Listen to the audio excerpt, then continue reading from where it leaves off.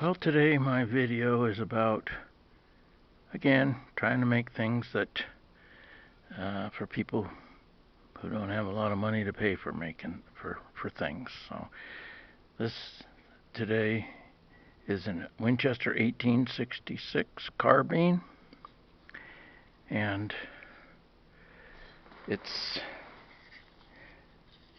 made out of polymer clay or polyblend. I have a friend that inscribes things for me in exchange for computer work. That's polyblend. I made that piece. That's one piece. Then the receiver was another piece. And then the forestock or grip and the barrel were all one piece. And I had a piece of wood, but I didn't have two pieces. So I couldn't make the rifle and the mount plate out of wood. So that's the reason I made it the way I did. The lever and the and the hammer are made out of wood. And over here, for those of you who are older, back in 1961, President John F. Kennedy had what he called a youth physical fitness program. And I know I got this in middle school. If you did a certain number of sit-ups, push-ups,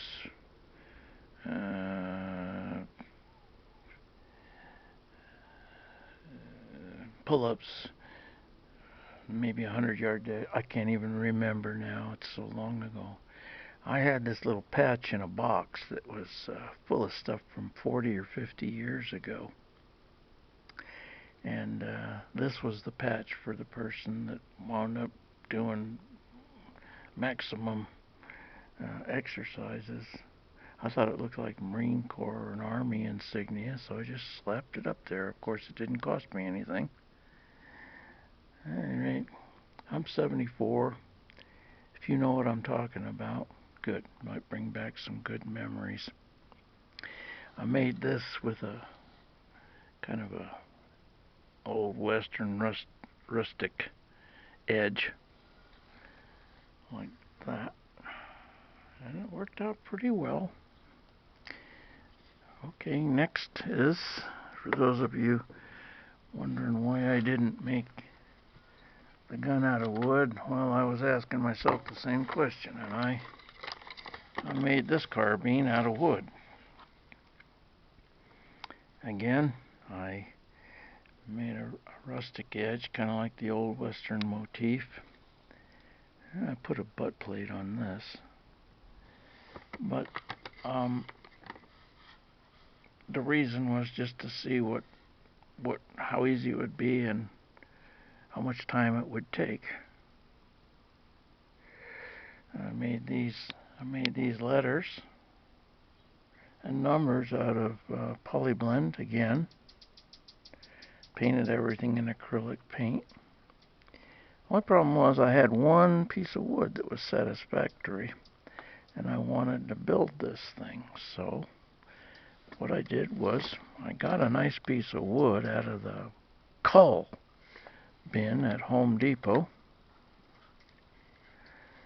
and I cut it out of there, and then I put all strips from paint sticks in here, in the hole,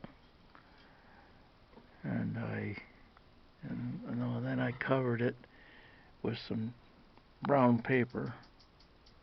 The shame, I should have left it out so you could see, but at any rate, if you know what paints, if you can get paint sticks, a lot of times at the places where I work, they'll even give them to you if you don't buy paint. And you just put them in there, and then you can glue the rifle to it. You can see a little bit of the hole down there. Okay. I don't know if you can, it's kind of a shadow there, but maybe you can, there. Can you see that a little bit of a hole. When it's hanging on the wall, unless you stand directly under it, you can't see that. You gotta practically do gymnastics to see it. So that worked out pretty well. The only thing is, you need to cut it out of the middle of your board.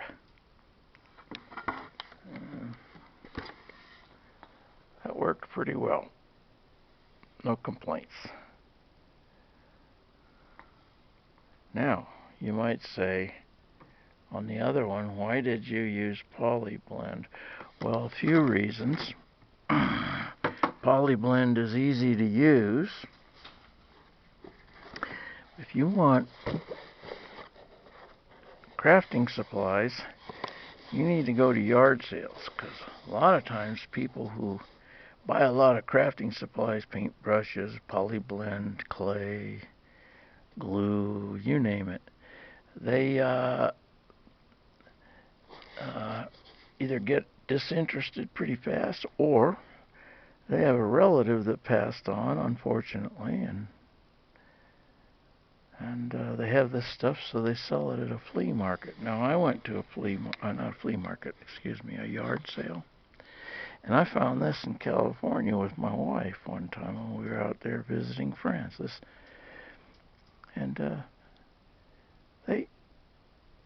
This box was full. Imagine this, full to the brim. You see it's 2 blocks thick, right, all the way down here. And any rate, it was $1. Now at the store, I think right now these used to be $1, but I think they're selling for over $1 now. So you can find stuff like this. I highly recommend checking it out. So that's why. I was thinking you might be interested in another reason why I like this. Here's a diagram of a Winchester rifle, and if you look at both the top and the bottom, you'll see the mechanism in the receiver, and I just think that's the neatest mechanism. These people in the 19th century knew what they were doing. And I put the names of the pieces there. There's a hammer. And you got your wood buttstock. And you got your lever. And receiver, as I said. And forearm grip. And so there. And I thought it's a handsome rifle. And I wanted one. Okay, next and final.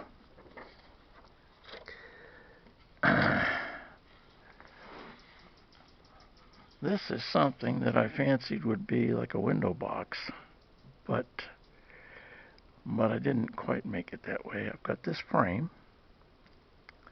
and I made these arrowheads out of polyblend, and the designs on them are Shoshone. I found them, I liked them.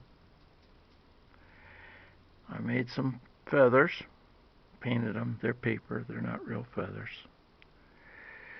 And over here I included a feather and some ornament. There was a bracelet or a necklace in a parking lot I found broken. It's a plastic feather and fake turquoise bead. I thought that would look nice. That didn't cost me anything. There's some more of it over there. Now this little arrow is what I fancied would be a bird, like a bird point, a small arrow head. Now, I understand that these bird points didn't just kill birds. I found out that these bird points, so-called bird points, could kill a deer. So I guess we don't need to think of them as being somehow trivial. But the reason I made this was a lot of things I was interested in arrowheads. I live in Arizona, and I'll show you something else here. When I was wandering around in the desert one day, I found this piece of, it was like a quartz material. Sorry about that. Try and get a little more centered. Now, I hope you can see it, but this was what I thought was a arrowhead somebody had tried to make and broke the end, the point end. Because I thought I saw on it, I don't know if you can see it, I guess I'm afraid if I get too close it won't be sharp, but we'll try. I thought I saw flake scars. So I really did think it was, and if you look at where I penciled in at the top, I needed a piece like that to make it a full arrowhead. So I found a piece of rock, I nipped it, and I epoxy glued it about where my middle finger is there. And what came out of that was this. I wish I hadn't painted it. You could see how I did it, but yeah, live and learn. So the white at the bottom there near the shaft is where I tied it. It's not sinew, it's dental floss. I cut a groove in the dowel and I put a little E6000 glue on it. That works pretty well. Same thing with this one. Same thing with this one. And then I put little red lines on the back. I didn't have an, my intention was not to put a whole arrow here. But I had learned from a friend that a red spot like that indicates somehow friendship in Native American culture. Actually, I'm not sure if that's true, but that's why I put the red there. And I found an Indian type pattern that I put on the bottom. This frame had something written at the bottom that had nothing to do with the arrowheads, so I covered it. Didn't come out too bad. It's nice to hang on the wall for a decorative item. And I think that's about it for today. Hope you enjoyed it. I did. And until next time,